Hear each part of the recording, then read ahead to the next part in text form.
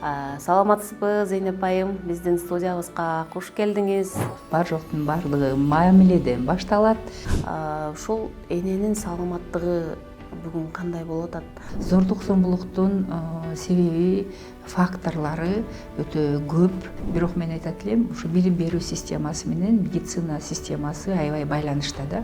Эгерде биз бала тарбиялуу болуусун каалай турган болсок, эне билимдүү, эне тарбиялуу болуш керек. Энелердин саламаттыгы жалпылап айтканда бүгүн жакшы эмес.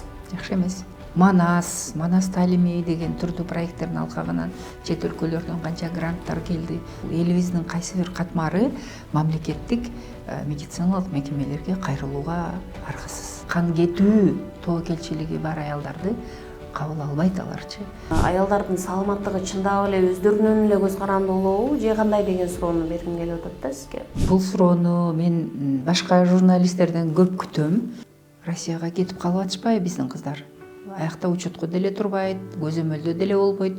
Кайын журттун эле көңүлүн алып, жолдошунун көңүлүн алып, бизде ушундай нерсе бар да эмичи? Көзүнөн токмок жеп эле, анан кийин өзү менен өзү болуп кетип атат да. А бул жерде убакыт өтүп атат, кыз бала чоңоюп атат. Энеликке канчалык деңгээлде даярсың кызым деп, кызын уже 10 жаштан сурай башташ керек. Ошол азирээк мындай сырткы эле үй бүлөсүнүн сыртын эле көрсөтүп жүргөндө, ичинде кандайдыр көйгөйлөр болгон. Ошол сиз айткан уят деген темаларды кантип сүйлөшсө ошол кыздардыга жеңил болот, алар кабыл алат, энеге жакыныраак болот. Төрөлгөндөн кийин 6 сааттын ичинде биз бала төрөлгөндө эле кимге окшош, атасына окшоп калыптыр, дагы кыз төрөлдү деген баягындай негатив сөздөрдү да угуп калышыбыз мүмкүн да. Тажрыйбага таянган кеңештер болуп атат деп ойлойм. С деген бул бир нече С бар, бул спорт.